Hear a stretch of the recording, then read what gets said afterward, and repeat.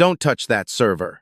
The young voice sliced through the panic just as the massive countdown clock above the field flashed 60 seconds until kickoff, but no one listened. Every monitor inside the Bank of America Stadium Security Operations Center suddenly turned crimson as one warning after another erupted across the screens. Security breach, payment network failure, access override detected. Hundreds of alarms merged into one relentless pulse that echoed through the glass-walled command room overlooking nearly 75,000 fans pouring into their seats below. Engineers scrambled between workstations. Executives barked conflicting orders. Security officers spoke frantically into their radios while giant LED displays around the stadium flickered between advertisements and blank black screens. The atmosphere felt less like a sporting event and more like an air traffic control tower seconds before disaster. Standing near the back of the room, almost invisible among adults twice her age, 17-year-old Layla Carter stared at the stream of encrypted data racing across a monitor that no one else seemed to understand. Her visitor badge identified her as a temporary cybersecurity intern, but there was nothing temporary about the certainty in her voice. "If you reboot the primary server," she said louder this time, "you'll destroy the transaction logs." Several heads turned toward her, not because they believed her, but because they were surprised she had spoken at all. Richard Collins, the corporation's chief operations officer, adjusted his expensive Navy suit before pointing toward the nearest security guard. "Who let the intern into my command center?" His tone carried the effortless confidence of a man accustomed to being obeyed. Layla stepped forward despite the silence surrounding her. "Someone is transferring money through the emergency recovery protocol. The stadium outage isn't the real attack." Richard laughed once, cold and dismissive. "Listen to yourself." He looked toward the technicians, still typing furiously. "We're dealing with professionals here, not high school science projects." A few nervous chuckles drifted across the room, though none of the engineers looked comfortable.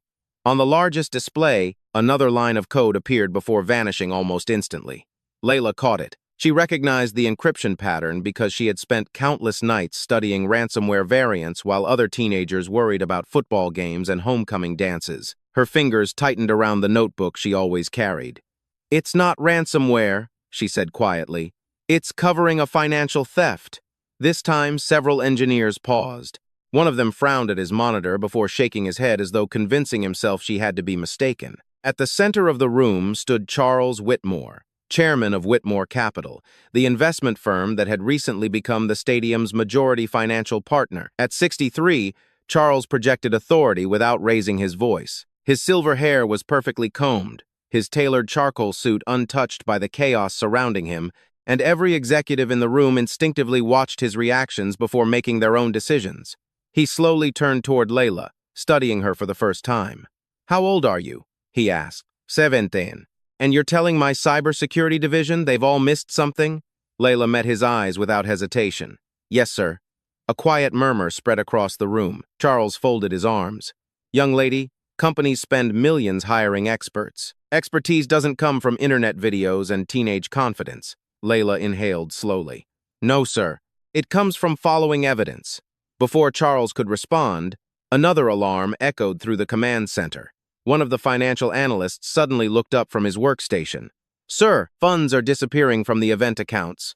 Richard immediately stepped beside him, glancing at the screen for barely a second before pointing directly at Layla. "There it is." His voice rang across the room. "She's been inside the system all week." She knew exactly where to look. Every conversation stopped. Even the alarms seemed distant for a brief moment. Charles's expression hardened. "Are you suggesting she caused this?" Richard nodded confidently. "No ordinary intern predicts a cyber attack before anyone else. Either she's incredibly lucky." He paused deliberately before finishing. "Or she's responsible." Several security officers instinctively stepped closer to Layla. She remained perfectly still, her heartbeat quickening even as her voice stayed calm. "You're looking at the wrong person." Richard smiled without warmth. "Then why don't you explain how a 17-year-old girl suddenly knows more than an entire corporate security division?" Layla looked back at the glowing wall of monitors where another hidden process quietly continued moving millions of dollars through encrypted channels. She realized something terrifying wasn't just happening inside the servers. Someone in this room already knew exactly where the money was going. Layla Carter did not answer Richard Collins immediately because she had learned years ago that panic often made innocent people sound guilty, while the truth had no reason to rush. Instead, her eyes stayed fixed on the scrolling code that continued flowing across the monitor like a river no one else could see. Every passing second confirmed what she already suspected. The money transfer was still active. Whoever designed the attack expected the executives to focus on the system outage while millions of dollars quietly disappeared beneath layers of fake emergency recovery command. The strategy was elegant, patient, and frighteningly familiar. Layla had studied attacks built exactly this way ever since she was 10 years old, sitting beside an aging desktop computer in a small apartment on Beatty's Ford Road in Charlotte. After her father passed away from a sudden heart condition, the apartment became quieter than she ever thought possible. Her mother, Denise Carter, worked 12-hour shifts as a registered nurse at Atrium Health Carolinas Medical Center, often leaving before sunrise and returning long after dark. Money was always carefully planned. New clothes usually came after birthdays. Vacations existed only in television commercials. But one thing never disappeared from their home: books. Denise believed that knowledge was the one investment no recession could ever erase. When Layla received a second-hand computer from a neighborhood community center, she treated it like treasure. While other children watched cartoons on Saturday mornings, she learned programming languages from free online courses, repaired damaged operating systems, and entered cybersecurity competitions under anonymous usernames. She never wanted attention. She only wanted to solve problems. By 14, she had already reported security flaws to several nonprofit organizations without asking for recognition. By 16, she was quietly invited to participate in a regional youth cybersecurity challenge where professional engineers twice her age struggled with puzzles she solved before lunch. Even then, she declined interviews, choosing instead to return home in time to help her mother cook dinner. Denise often smiled whenever Layla apologized for spending another weekend behind a computer screen. "You are not hiding from the world," she would tell her daughter while stirring homemade chicken soup on the stove. "You are preparing to help it." Those words echoed in Layla's mind now as security officers slowly surrounded her workstation. Across the command center, another engineer finally spoke. "Sir, there actually is an unauthorized financial process running." Richard turned sharply toward him. "Can you trace it?" The engineer hesitated. "Not anymore. Somebody deleted part of the audit trail." Richard spread his hands dramatically toward Charles Whitmore. "Exactly what I warned you about." She covered her tracks. Layla shook her head. "No. Whoever did this wants you to think that." Richard looked almost amused. "Every sentence you say makes you sound more suspicious." Charles remained silent, but his expression revealed growing frustration. Outside the towering glass windows, thousands of fans continued streaming through the entrance gates, wearing jerseys in Carolina blue and black, completely unaware that the command center above them had become the stage for a very different contest. The giant American flag near midfield waved gently beneath the afternoon breeze while helicopters from local news stations circled overhead preparing for the nationally televised game. Inside, however, time seemed frozen. Layla noticed one detail everyone else ignored. A secondary backup server had quietly remained online despite repeated shutdown commands. Someone had intentionally preserved one hidden copy of the financial records. Whoever orchestrated the theft either overlooked that server or believed nobody would think to examine it. She slowly lifted one finger toward a small monitor tucked beside the network rack. "Check backup node 7, she said calmly. "It is not synchronized in almost 18 minutes. One technician frowned. "How do you know that?" "Because the timestamp drift is exactly 1,083 seconds. The room became unexpectedly quiet. The technician typed rapidly before his eyes widened. "She is right," he whispered. Richard immediately interrupted. "Coincidence." But his voice sounded less certain than before. Layla finally looked directly at Charles Whitmore. "Sir, someone inside this room wants you looking at me because every second you waste arguing gives the real thief another second to escape." Charles studied her face carefully. He saw fear there, but not the fear of someone protecting a secret. It was the fear of someone watching an opportunity to stop a disaster slowly disappear while nobody would listen. Charles Whitmore slowly shifted his attention from Layla to the technician standing beside backup node 7. The young engineer swallowed nervously before looking back at his monitor. "The backup has not been altered," he said. "It has been isolated from the primary network." Richard Collins folded his arms with an impatient sigh. "Then open it already." The technician hesitated. "I need executive authorization." "It was locked with an emergency forensic protocol," Charles answered without taking his eyes off Layla. "You have it. Fingers raced across the keyboard as the room fell into complete silence except for the low hum of cooling fans and the distant roar of the crowd outside. On the giant display, a progress bar slowly advanced, while dozens of encrypted files began loading one by one. Layla knew exactly why it was taking so long. Whoever built the backup wanted every digital fingerprint preserved before anything could be overwritten. It was not designed to restore operations quickly. It was designed to protect the truth. Richard glanced at his watch before speaking again. "Sir, every minute we delay puts this event at greater financial risk. We should remove her from this room before she interferes again." One of the security officers stepped closer to Layla. She remained calm, her hands resting quietly at her sides. "If I wanted to interfere," she said softly, "I would have told you to restart the servers." Richard smirked. "Convenient answer." Layla met his eyes without raising her voice. "No. Convenient lies usually sound louder than facts." Several employees exchanged uneasy glances. Nobody laughed this time. The atmosphere inside the command center had changed. Doubt had quietly entered the room, and once doubt arrived, confidence became much harder to perform. Charles noticed it as well. He walked slowly toward the wall of windows overlooking the stadium. Below him, families were taking pictures near the 50-yard line while vendors carried trays of drinks through crowded aisles. Children waved oversized foam fingers. Music echoed across the field as players finished warm-ups beneath the bright Carolina sky. Everything outside looked perfectly normal. Everything inside felt ready to collapse. Charles had spent more than 3 decades building Whitmore Capital into one of the most respected financial firms in the Southeast. Investors trusted his judgment because he believed in preparation, discipline, and experienced professionals. Young people impressed him only when they listened before speaking. Yet this teenager standing quietly behind him had challenged an entire executive team without showing the slightest sign of panic. That confidence irritated him almost as much as it intrigued him. "Miss Carter," he finally said, "if you are so certain someone inside this building is stealing from us, explain why the attack started during the largest event of the year." Layla answered immediately, "Because nobody investigates accounting while they are trying to save a stadium." Charles looked back toward her. "And you believe this was planned? Weeks ago. By whom?" Layla slowly shook her head. "I do not know yet." Richard interrupted before Charles could respond.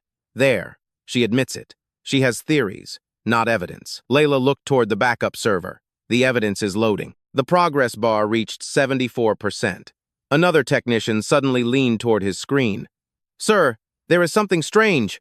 Richard turned sharply. "What now?" "Someone scheduled hundreds of automated maintenance requests during the attack." Layla nodded. "Noise." The technician looked at her. "Noise? Thousands of harmless system events to bury one important event. It is a common distraction technique." The technician's expression slowly changed from skepticism to curiosity. He reopened another log file. "She is right," he whispered almost to himself. Richard immediately answered, "Or she wrote the script herself." Layla let out a slow breath. "If I wrote it, why would I tell you where to look?" Nobody answered. Even Richard remained silent for a moment. Charles watched both of them carefully. One spoke with growing urgency, the other with growing defensiveness. The difference became harder to ignore. Suddenly, another monitor illuminated across the room. A notification appeared in bold white letters. "Forensic recovery complete." Every conversation stopped instantly. The backup server had finished rebuilding the original transaction history, and somewhere inside, thousands of preserved records waited the first undeniable piece of evidence that would reveal whether Layla Carter had been warning them all along, or whether someone had carefully arranged every accusation to point directly at the one person trying to stop the theft. The lead forensic analyst carefully opened the recovered archive, while every executive watched the largest screen in complete silence. A long list of timestamps, encrypted transactions, authentication records, and administrator sessions appeared one after another. Nothing dramatic happened at first. There was no flashing confession, no obvious name, only thousands of lines of technical information that looked meaningless to almost everyone in the room. Almost everyone except Layla. She stepped slightly closer to the display before speaking in the same calm voice she had used from the beginning. "Start with the administrator tokens issued exactly 23 minutes before the outage." Richard Collins immediately shook his head. "Absolutely not. Those logs could have been manipulated." Layla looked at him without changing her expression. "Then compare them with the hardware authentication records. They cannot both be forged without physical access." One of the senior engineers slowly nodded. She is right. Richard turned toward him. Since when are you taking instructions from an intern? The engineer hesitated before answering. I am following the evidence. Charles Whitmore raised one hand, stopping the argument before it could continue. Run the comparison. Fingers moved rapidly across keyboards as another series of reports filled the screens. Outside, the national anthem had begun inside the stadium, its familiar melody drifting faintly through the thick glass windows. Thousands of spectators stood respectfully below while inside the command center nobody noticed. Every eye remained fixed on the growing mountain of digital evidence. A technician suddenly leaned forward. The administrator credentials were valid. Another engineer added, but they were issued from inside the executive network. Richard answered almost instantly, which proves nothing. Executive credentials are copied every day. Layla quietly shook her head. Not those. She pointed toward a small column near the edge of the display. Look at the authentication device. The technician enlarged the record. A unique hardware security key appeared beside the login session. Layla continued. That key never leaves this building. Whoever authorized those transfers was physically here. A wave of uneasy whispers spread through the room. Charles slowly folded his hands behind his back. Can we identify whose security key it belongs to? The technician frowned. The ownership field has been deleted. Layla answered before anyone else could speak, only from the primary server. She looked toward backup node 7. The backup stores user history separately. The technician searched again before stopping abruptly. His breathing became noticeably slower. There is another archive. Richard forced a smile that looked increasingly uncomfortable. This is becoming quite an imagination exercise. Layla replied softly. Truth usually survives in places lies forget to erase. Charles glanced toward her for a brief moment. Those words lingered longer than he expected. The technician opened the second archive. This time, the information appeared almost instantly. Every administrator token was linked to a complete activity history, including previous maintenance sessions, security reviews, and access locations. The engineer reading the records suddenly blinked twice before looking toward Charles. Sir, there is something else. Charles stepped closer. What is it? Someone created temporary financial permissions exactly 6 days ago. Richard crossed his arms. Routine maintenance. No, Layla answered. Financial permissions never require emergency recovery privileges. Another analyst compared both records side by side. She is correct. Those permissions should not exist together. Charles slowly turned toward Richard. Why would emergency recovery credentials have financial authorization? Richard answered without hesitation. Probably a software update from the vendor. Layla immediately responded. Then there would be a vendor signature. The room became silent again. The analyst searched through the authorization package before slowly shaking his head. There is no vendor signature. Richard's jaw tightened almost imperceptibly. The logs could still be incomplete. Layla looked toward the giant wall of monitors where millions of lines of preserved data continued flowing uninterrupted. No, she said quietly. Someone expected the servers to fail. They never expected the backup to remember everything. Charles noticed something he had overlooked since the crisis began. Layla never once claimed to know who committed the theft. She simply kept leading everyone toward verifiable facts. Richard, however, seemed determined to explain away every discovery before anyone could examine it. That difference settled heavily in Charles's mind. Before he could ask another question, a soft notification echoed through the command center. One final encrypted file had just finished decoding. Its label appeared alone in the center of the largest screen. Original authorization session. Beneath it rested a complete recording of every administrative command entered during the first minute of the attack, preserved exactly as it happened and untouched by every attempt to erase it. The final encrypted session opened with a quiet chime that sounded almost insignificant against the constant hum of servers, yet every person inside the command center instinctively leaned toward the screen. The recovered timeline began reconstructing itself second by second, each command appearing exactly as it had been executed earlier that afternoon. Green lines identified authorized actions, yellow lines marked automated responses. Then a single red entry appeared near the top of the law. Unauthorized privilege escalation approved through executive credentials. The room became completely still. Charles Whitmore narrowed his eyes. "Expand that entry," he said. The forensic analyst obeyed immediately. A detailed sequence unfolded across the display, showing authentication certificates, security key verification, internal routing, and the originating workstation. Richard Collins stepped forward before anyone could finish reading. This proves nothing. Anyone with sufficient knowledge could fabricate a replay log. Layla calmly shook her head. Replay logs cannot recreate hardware timing drift from a physical security key. One engineer quietly nodded. She is correct. Those microsecond variations come directly from the device itself. Richard answered sharply. Then somebody cloned the device. Layla looked toward the analyst. Show the voltage signature. The analyst hesitated for only a moment before opening another diagnostic panel. A graph appeared showing tiny fluctuations recorded during authentication. Layla spoke without hesitation. Every hardware key develops a unique electrical fingerprint over time. It is like handwriting. Cloning copies the certificate, not the physical signature. The engineer compared the records before slowly exhaling. The signatures match perfectly. Another employee whispered, almost to himself, meaning the original key was used. Charles folded his arms. Can we identify where that key was connected? The analyst clicked through another series of forensic records until a floor map appeared on the center monitor. A blinking blue indicator highlighted one workstation inside the executive office suite overlooking the stadium. Richard immediately pointed toward the display. That office is shared. Dozens of people enter every week. Layla quietly replied, not during executive lockdown. Charles looked toward the security supervisor standing near the entrance. Is that true? The supervisor answered without hesitation. Yes, sir. During major events, only authorized executives can access that office. Richard quickly changed direction. Then somebody stole an executive badge. Layla remained composed. Badge records are synchronized with door sensors every 15 seconds. Check the access history. Charles nodded once. Do it. The security supervisor opened the building access logs while everyone waited. Another screen illuminated beside the financial records. Entry after entry appeared with names, timestamps, and identification numbers.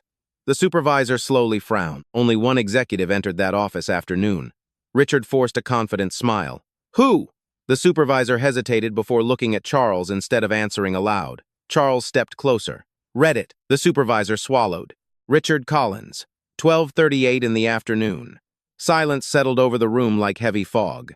Richard laughed once, though the sound carried little confidence now. Of course my badge appears there. I work here, Layla answered softly. The unauthorized transaction started exactly 42 seconds after your badge opened the door. Richard immediately looked toward Charles. Coincidence. Layla did not raise her voice. Then explain why your workstation disabled audit notifications 3 minutes before the transfer.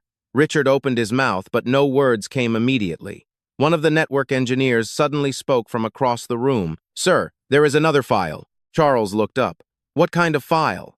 An archived voice authentication request. Richard's face changed almost imperceptibly. Delete it, he said instinctively before catching himself. The entire room heard those 2 words. Charles slowly turned toward him. Delete it? Richard straightened his jacket. I meant, it could contain confidential executive discussions. Nobody responded. The analyst pressed the playback button. A short audio recording filled the command center. Executive authorization confirmed, the automated system announced. Then another voice calmly replied, Richard Collins, authorization code 7418. Proceed with emergency financial override. The recording ended after only a few seconds, but it was enough. Nobody moved. Nobody spoke. Outside, the crowd erupted in cheers as kickoff finally began. The sound rolling through the stadium like distant thunder, yet inside the command center, every celebration beyond the glass seemed to belong to another world. Charles stared silently at Richard while the executives around them slowly stepped back. Not because anyone had told them to, but because the evidence had quietly rearranged the balance of power inside the room, and for the first time since the crisis began, every accusation directed at Layla Carter had begun pointing somewhere entirely different. No one reached for a keyboard. No one spoke over anyone else. The command center, so frantic only minutes earlier, seemed to exhale all at once as the weight of the recovered recording settled into every corner of the room. Charles Whitmore remained perfectly still, his eyes fixed on Richard Collins, but his thoughts were no longer focused on the executive standing across from him. Instead, they drifted toward the young woman who had been trying to warn them since the first alarm sounded. Layla Carter stood quietly beside the network console, saying nothing, asking for nothing, her notebook still resting in one hand exactly as it had when she first entered the room. She did not smile. She did not look relieved. She simply watched the evidence continue unfolding, as though she trusted facts far more than emotions. The afternoon sunlight filtered through the towering glass windows overlooking the stadium, casting long reflections across polished floors and silent workstations. Outside, the football game had finally begun. Waves of cheers rolled upward each time a play ended. But inside the command center, those distant sounds felt strangely peaceful, almost reminding everyone that ordinary life had continued while they argued with the one person trying to protect it. Charles slowly walked toward the largest display, studying every recovered timestamp one more time. Years in finance had taught him an uncomfortable lesson. Markets could be manipulated, reports could be rewritten, opinions could be purchased. But raw data preserved before anyone knew an investigation was coming had a habit of telling uncomfortable truths. He quietly asked the forensic analyst, "Can any of these records be altered now?" The analyst shook his head. "No, sir. The archive is read only. Every checksum has already been verified. This is the original record." Charles nodded once without taking his eyes off the screen. Layla finally spoke. "That is why I asked everyone not to restart the servers." Her voice carried no triumph, only quiet certainty. The logs were never just evidence of the theft. They were evidence that someone expected the theft to be hidden forever. One of the younger engineers slowly turned toward her. "How did you recognize it so quickly?" Layla looked at the scrolling lines of code before answering. Patterns repeat. Criminals change tools. They rarely change habits. Another engineer leaned back in his chair, almost embarrassed. "I saw the alerts. I never looked beyond them." Layla offered a small, understanding smile. That was the plan. The loudest problem is not always the real one. Charles heard those words more deeply than he expected. Throughout his career, he had rewarded confidence, seniority, and polished presentations. Yet the person who had demonstrated the clearest judgment inside the room wore an inexpensive intern badge and a pair of well-worn sneakers. He realized something else that unsettled him even more. Every assumption he had made about Layla during the past hour had come from appearances rather than evidence. Richard had called her inexperienced. Others had quietly questioned whether a 17-year-old black girl could understand systems built by veteran professionals. Charles himself had accepted those assumptions without demanding proof. The realization rested heavily on his conscience. Near the windows, one security officer lowered the radio he had been gripping since the crisis began. The emergency chatter had nearly disappeared. Most stadium systems were stabilizing as engineers followed the recovery sequence Layla had recommended earlier. Payment terminals came back online, one section at a time. Digital ticket verification resumed. Scoreboards refreshed without interruption.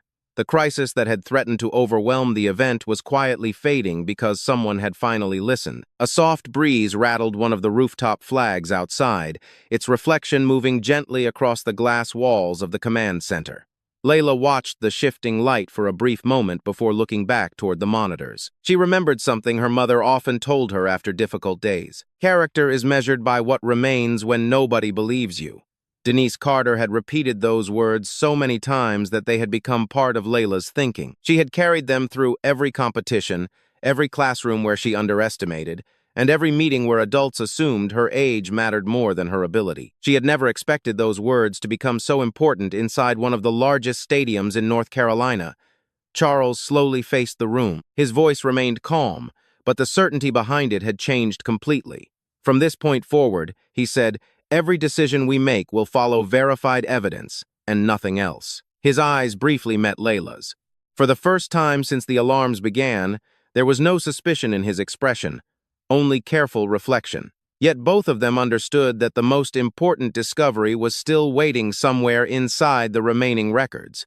And when the final pieces were revealed, far more than missing money would be brought into the light. The remaining forensic files continued unfolding with mechanical precision, each recovered record adding another piece to a picture that had seemed impossible only an hour earlier. Charles Whitmore stood beside the central display with both hands resting lightly on the edge of the conference table, saying nothing as the analysts reconstructed the final chain of events. Nobody interrupted the process anymore. Nobody questioned Layla Carter each time she suggested another report to examine. Trust had not returned all at once, but it had begun replacing suspicion one verified fact at a time.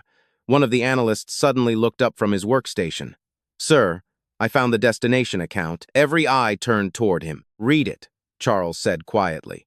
The analyst enlarged the transaction summary until the account details filled the largest monitor in the room. The funds were divided into 24 transfers before leaving the network. They all arrived at shell companies registered in Delaware. Richard Collins immediately cleared his throat. That does not connect anything to me. Layla calmly stepped closer to the screen. Scroll down. The analyst followed her instruction. Another section appeared beneath the financial records, showing the authorization sequence used to create each shell company. Layla pointed toward a small digital certificate attached to every transaction. Those companies were activated with the same executive credential that approved the emergency override. The analyst compared both files. It is an exact match. Richard forced a laugh that sounded hollow against the quiet room. Someone copied my credentials. Layla gently shook her head. Not possible. Charles looked toward her. Explain. The certificate contains a rotating encryption seed generated by the physical security key every 60 seconds. Whoever created these companies possessed the original key at the exact moment every transaction was approved. One engineer slowly removed his glasses. She is right. That level of synchronization cannot be duplicated afterward. Richard's confident posture began to fade. You are all making assumptions. Layla answered softly, No. We are following evidence. Before Richard could respond again, another notification appeared on the forensic console. The analyst opened it immediately. There is archived surveillance synchronization. Charles frowned. Surveillance? The executive authentication system automatically records camera references whenever privileged financial commands are issued. A short silence settled across the room. The analyst selected the synchronized file. Security footage from the executive office appeared in the upper corner of the display. The timestamp matched the exact moment the fraudulent transactions began. The picture was perfectly clear. Richard Collins stood alone inside the office, placing his security key against the authentication terminal before entering a sequence of commands on his workstation. Nobody spoke for several long seconds. The only sound came from the distant roar of the football game beyond the glass walls. Richard stared at the screen without blinking. Finally, he whispered, "This cannot be happening." Charles slowly turned toward him. It already happened. Richard searched the room as though hoping someone might defend him, but every face remained fixed on the evidence. The analysts quietly continued documenting the recovered records. The engineers who had once questioned Layla now carefully preserved every forensic image exactly as she instructed. The balance of authority inside the command center had completely changed. Charles looked toward Layla with an expression far different from the one he wore when she first tried to warn him. "Miss Carter," he said, "you recognized this attack before anyone else. Why?" Layla lowered her eyes briefly before answering. "Because I have seen the same social engineering pattern before." Charles waited. Several months ago, someone tried using an almost identical financial trap against a college student through a cryptocurrency investment scam. Different software, same behavior. Charles frowned thoughtfully. "Did they lose their money?" Layla quietly shook her head. "No, why not?" She hesitated for only a moment. "Because I stopped it." Charles looked puzzled. "Who was the student?" The room became silent once again. Layla answered with complete honesty, "Your son, Daniel Whitmore." Charles blinked in surprise. "That was you?" Layla nodded gently. "He never knew my name.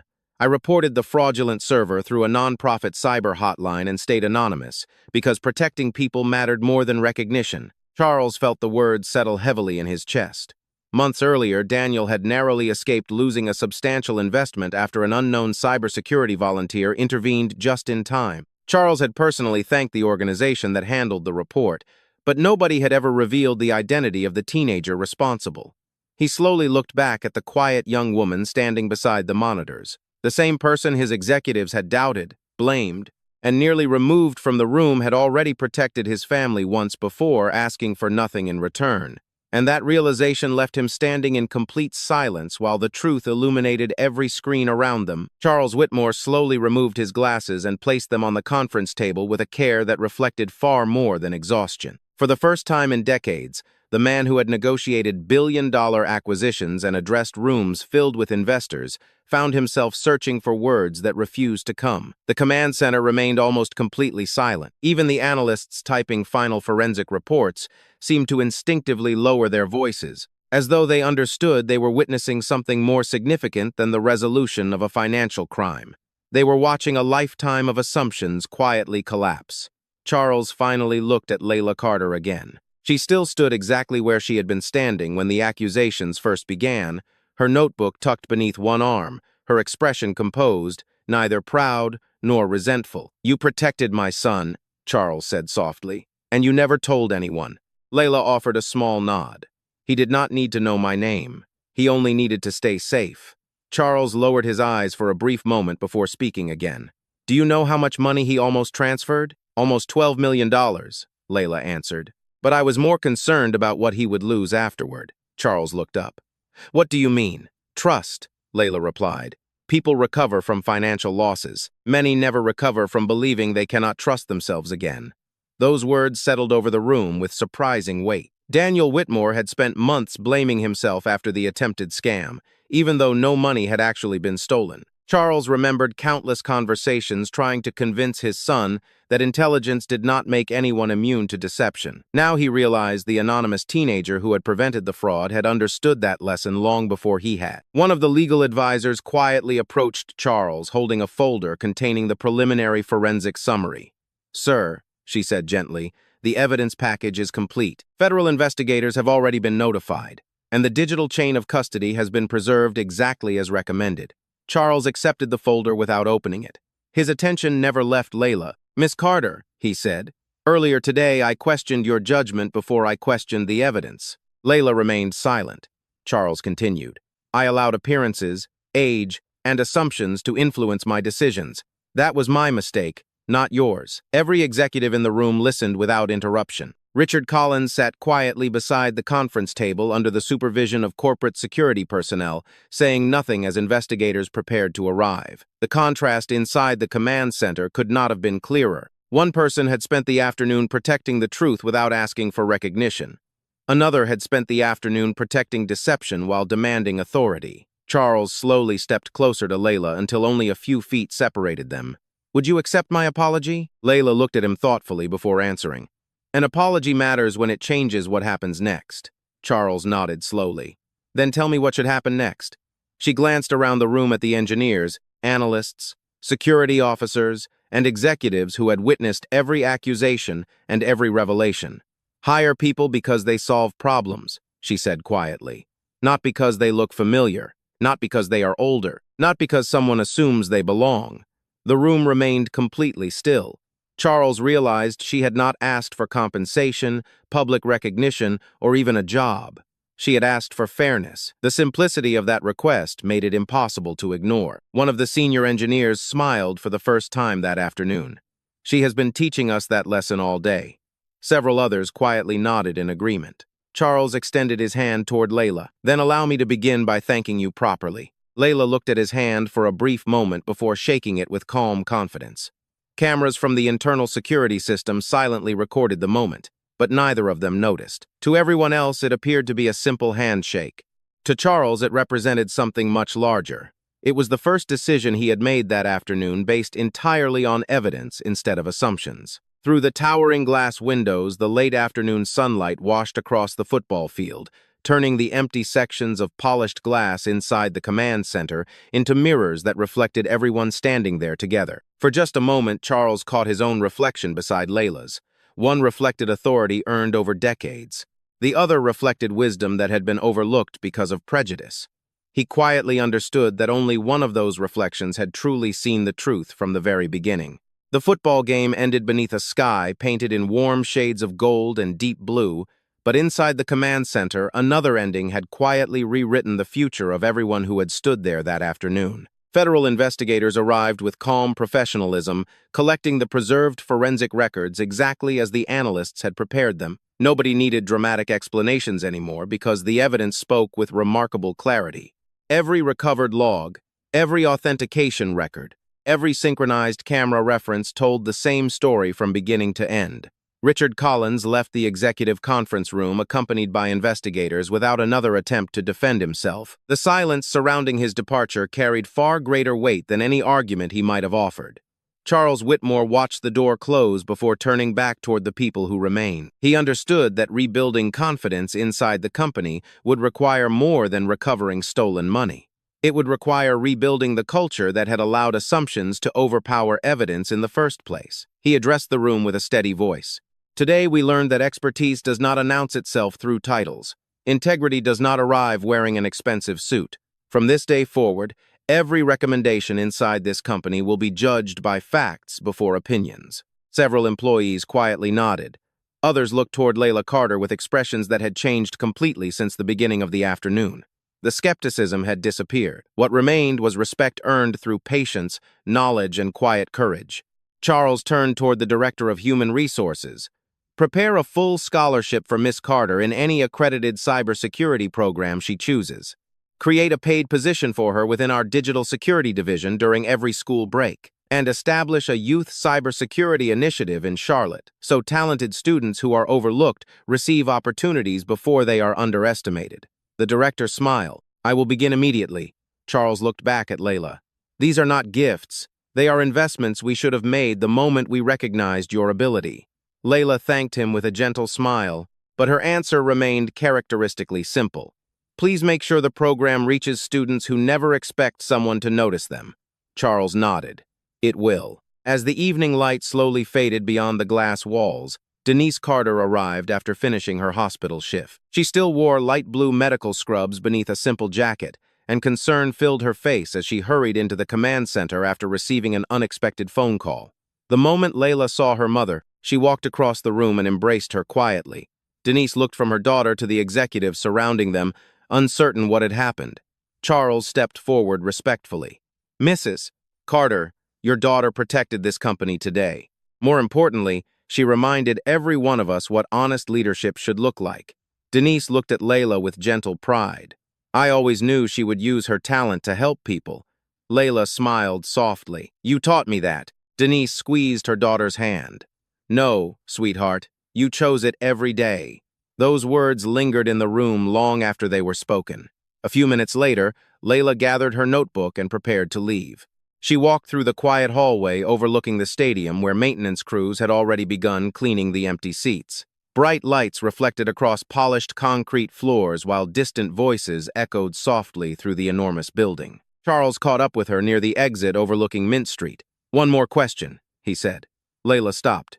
Yes, sir? Charles looked toward the Charlotte skyline glowing beneath the first evening stars. After everything that happened today, why did you stay?